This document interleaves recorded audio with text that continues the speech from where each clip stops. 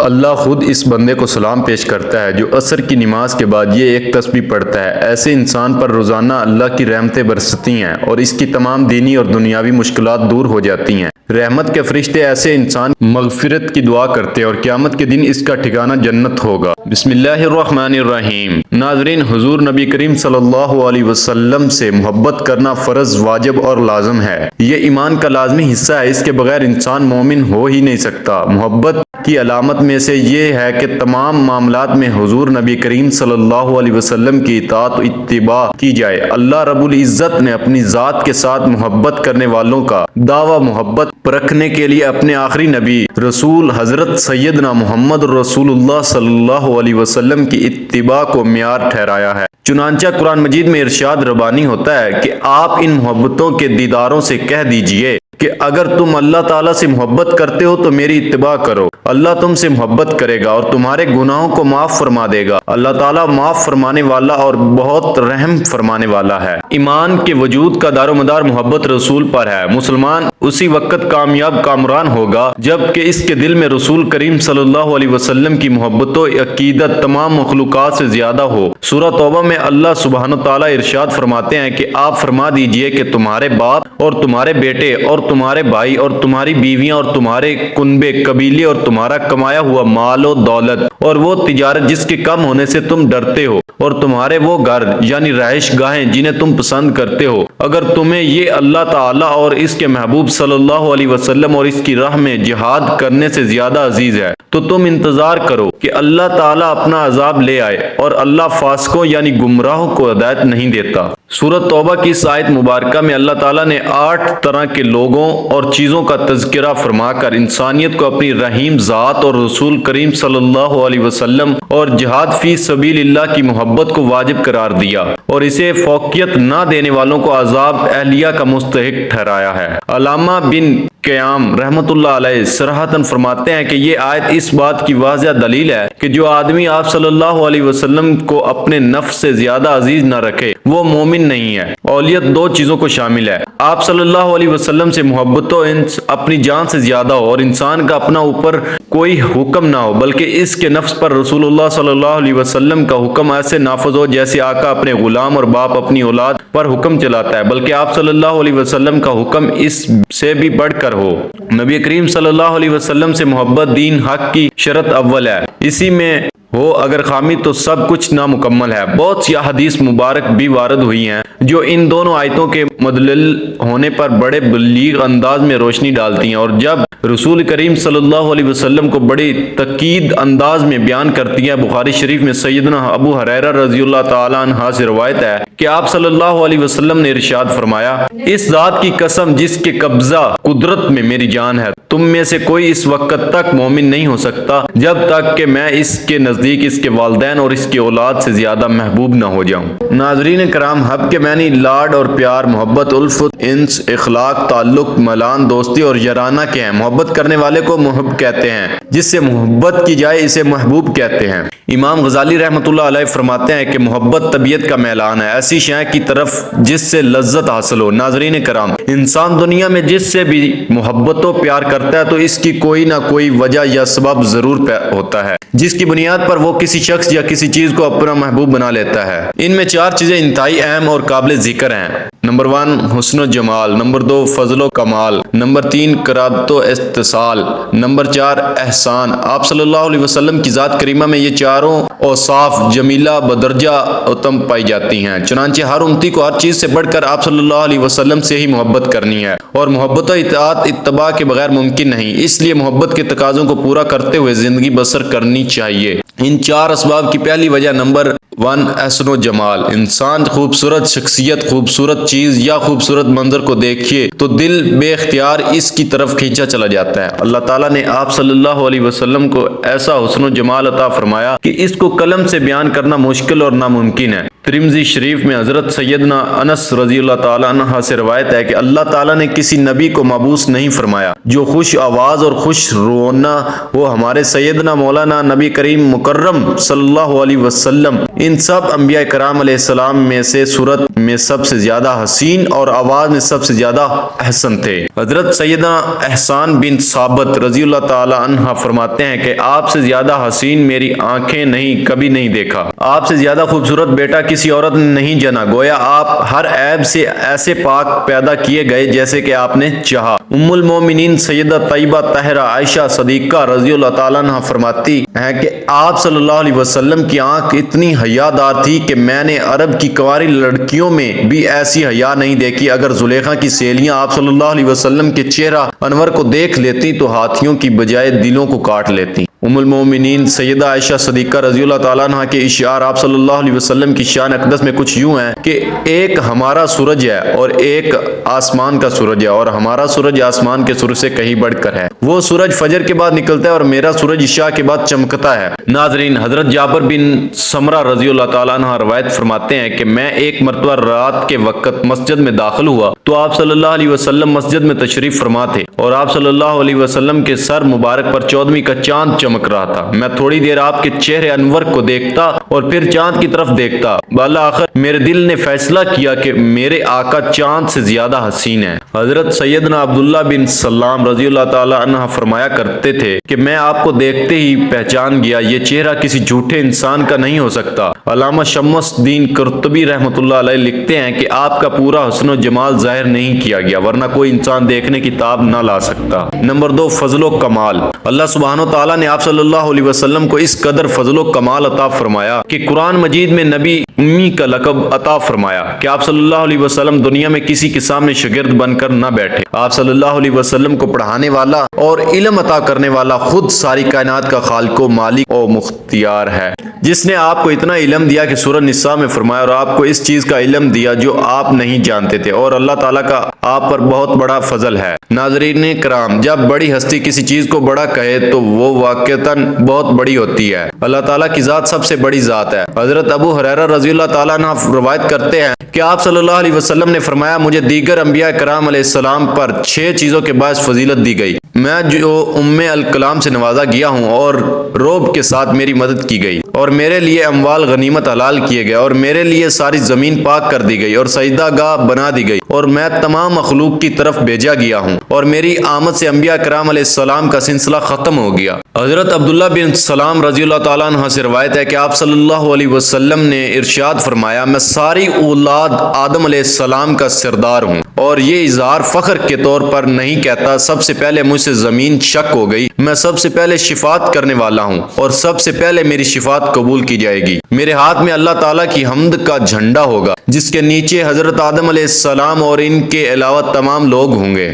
حضرت عبداللہ بن عباس رضی اللہ تعالی عنہ سے مروی ہے کہ چند صحابہ کرام رضوان اللہ علیہ اجمعین آپ صلی اللہ علیہ وسلم کے انتظار میں بیٹھے ہوئے تھے، اتنے میں آپ باہر تشریف لائے۔ جب ان کے قریب پہنچے تو انہیں باہم کچھ گفتگو کرتے ہوئے سنا۔ ان میں سے بعض نے کہا، کیا خوب اللہ تعالیٰ نے اپنی مخلوق میں سے حضرت ابراہیم علیہ السلام کو اپنا خلیل بنایا۔ دوسرے نے کہا، حضرت موسیٰ علیہ السلام اللہ تعالیٰ سے ہم کلام ہونے سے زیادہ بڑی بات کیا ہے؟ اور ایک دوسرے شخص نے کہا، حضرت عیسیٰ علیہ السلام کلمۃ اللہ اور روح اللہ ہیں۔ کسی تیسرے شخص نے کہا، اللہ تعالیٰ نے حضرت آدم علیہ السلام کو چن لیا۔ آپ صلی اللہ علیہ وسلم ان کے پاس تشریف لائے، سلام کیا اور فرمایا، میں نے تمہاری گفتگو اور تمہارا اظہار تعجب سنا کہ حضرت ابراہیم علیہ السلام خلیل اللہ ہیں، بے شک وہ ایسے ہی ہیں۔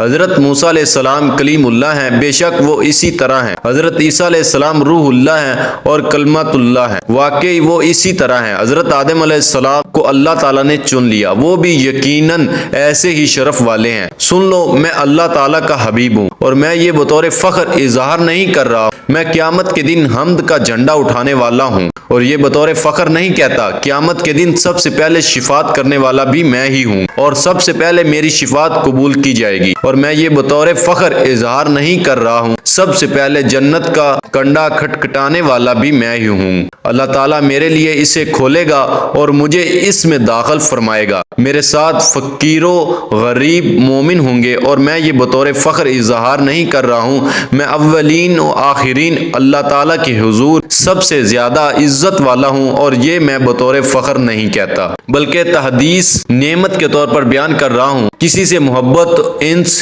کی ایک وجہ قرابت و اتصال ہوتی ہے۔ حضور نبی کریم صلی اللہ علیہ وسلم کا اپنی امت سے قرابت و اتصال کا انداز سورہ احزاب کی اس آیت مبارکہ سے ہو جاتا ہے کہ نبی کریم صلی اللہ علیہ وسلم مومنوں کے ساتھ ان کی جانوں سے زیادہ قریب اور حقدار ہیں، اور آپ صلی اللہ علیہ وسلم کے ازواج مطہرات ان کی مائیں ہیں۔ حضور نبی کریم صلی اللہ علیہ وسلم نے ارشاد فرمایا، تم میں سے کوئی مومن نہیں ہو سکتا یہاں تک کہ میں اس کے نزدیک اس کے والدین اور اس کی اولاد اور دنیا کے سارے لوگوں سے زیادہ محبوب نہ ہو جاؤں۔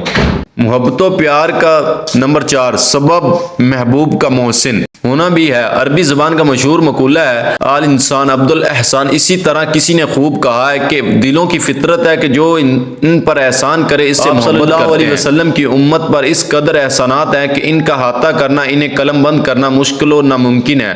اللہ تعالیٰ نے تو آپ صلی اللہ علیہ وسلم کی بعثت کو ہی پوری انسانیت کے لیے اپنا احسن و عظیم قرار دیا، اور سورۃ توبہ میں ارشاد فرمایا، بے شک تمہارے پاس ایک رسول میں سے ہیں جو چیز تمہیں نقصان پہنچاتی ہے وہ انہیں بہت گراں گزرتی ہے، وہ تمہاری بھلائی کے لیے انتہائی حریص ہیں اور ایمان والوں کے لیے انتہائی شفیق اور نہایت مہربان۔ مبارکہ میں وارد ہے کہ آپ صلی اللہ علیہ وسلم رات بھر عبادت فرماتے اور اپنی گناہ گار امت کے لیے دعا مغفرت فرماتے، یہاں تک کہ آپ صلی اللہ علیہ وسلم کے قدم مبارک تر ہو جاتے۔ ام المومنین سیدہ عائشہ صدیقہ رضی اللہ تعالی عنہا روایت فرماتی ہیں کہ ایک مرتبہ ساری رات آپ صلی اللہ علیہ وسلم مائدہ کی یہ والی آیت تلاوت فرماتے رہے۔ ترجمہ: اگر آپ ان کو عذاب دیں تو یہ آپ کے بندے ہیں، اور آپ مغفرت کر دیں تو آپ زبردست حکمت والے ہیں۔ اور دوسری روایت میں آتا ہے کہ ایک مرتبہ آپ صلی اللہ علیہ وسلم بہت دیر تک سجود ہو کر اپنی امت کے لیے دعا مغفرت فرماتے رہے، تو اللہ رب العزت کی طرف سے پیغام آیا کہ آپ کیوں روتے ہیں،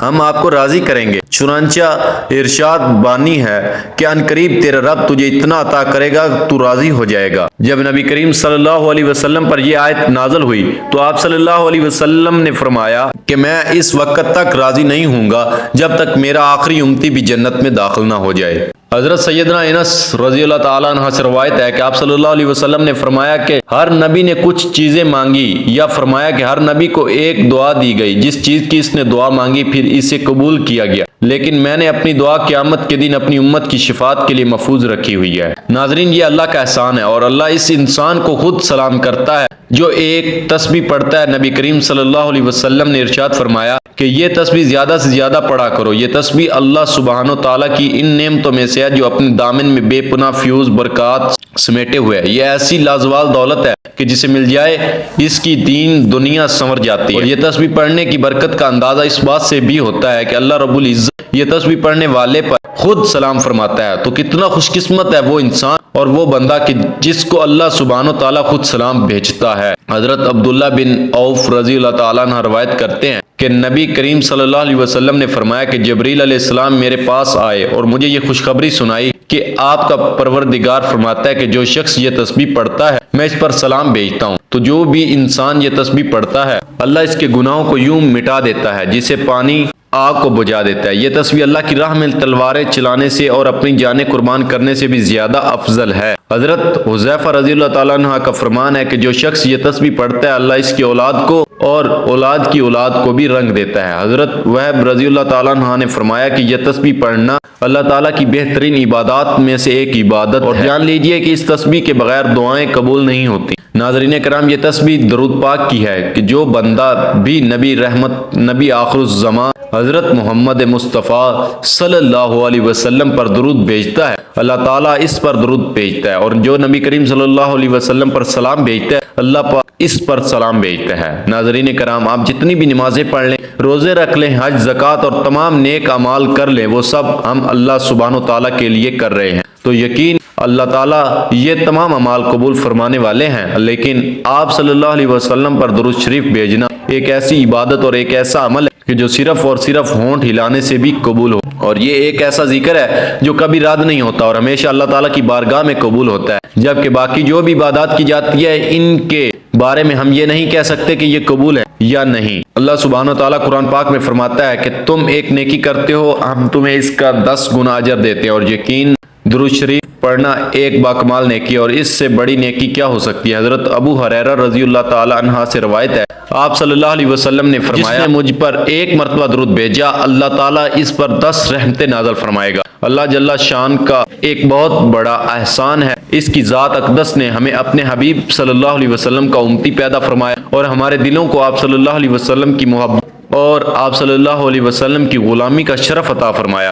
الحمدللہ ثم الحمدللہ کہ اللہ پاک نے ہمیں سلسلہ نسبت رسول خدا صلی اللہ علیہ وسلم سے منسلک فرمایا، اور آپ صلی اللہ علیہ وسلم کے آخری نبی ہیں، اور آپ صلی اللہ علیہ وسلم کی بدولت ہی آج ہم اور مسلمان کہلانے میں عزت و شرف محسوس کرتے ہیں، اور آپ صلی اللہ علیہ وسلم کی بدولت ہی دنیا میں دین اسلام پھیلا۔ تو امتی ہونے کے ناطے تمام مسلمانوں کا یہ دینی اور ایمانی فرائضہ ہے کہ ہم آپ صلی اللہ علیہ وسلم پر کثرت سے درود سلام بھیجیں۔ ویسے تو ہر وقت جب اور جہاں چاہیں باوضو یا باوضو ہر طرح سے درود و سلام کی تسبیح پڑھی جا سکتی ہے، لیکن خاص طور پر روزانہ عصر کی نماز کے بعد سے لے کر مغرب کی نماز تک اگر کوئی شخص درود و سلام پڑھتا ہے اور اس کی تسبیحات کرتا ہے تو انشاءاللہ بفضل خدا اس کی تمام دنیاوی حاجات بھی اللہ سبحانہ وتعالیٰ ضرور پوری فرمائیں گے۔ ایسے شخص پر اللہ کی خاص رحمتیں نازل ہوتی ہیں، اور اس کا کتنا بھی بڑے سے بڑا مقصد ہوگا اللہ سبحانہ وتعالیٰ عصر کی نماز کے بعد درود پاک کی تسبیح وہ پورا فرمائے گا۔ درود پاک آپ کوئی سا بھی پڑھ سکتے ہیں، آپ مختصر سا درود صلی اللہ علیہ وسلم پڑھ لیں، یا آپ صلی اللہ علیہ محمد پڑھ لیں، یا آپ نماز والا درود ابراہیمی پڑھ لیں، کیونکہ درود ابراہیمی کی فضیلت سے سب سے زیادہ ایک بار ثواب کی نیت سے میرے ساتھ بھی پڑھیے گا۔ اللہم صلی علی محمد وعلی آل محمد کما صلیت علی ابراہیم وعلی آل ابراہیم انک حمید مجید۔ اللہم بارک علی محمد وعلی آل محمد کما بارکت علی ابراہیم وعلی آل ابراہیم انک حمید مجید۔ اللہ تبارک تعالیٰ سے دعا ہے کہ نیکی کی بات کو سننے، سمجھنے اور اس پر عمل کرنے کی طاقت اور توفیق عطا فرمائے۔ میرا سنانا اور آپ کا سننا اپنی پاک بارگاہ الہی میں قبول و منظور فرمائے، آمین یا رب العالمین۔ محترم ناظرین، درخواست ہے کہ ایک بار محبت سے درود پاک پڑھ کر نیچے کمنٹ باکس میں سبحان اللہ یا ماشاءاللہ ضرور لکھ دیجئے۔ اللہ تعالیٰ ہم سب کا حامی و ناصر ہو، آمین۔ السلام علیکم ورحمۃ اللہ وبرکاتہ۔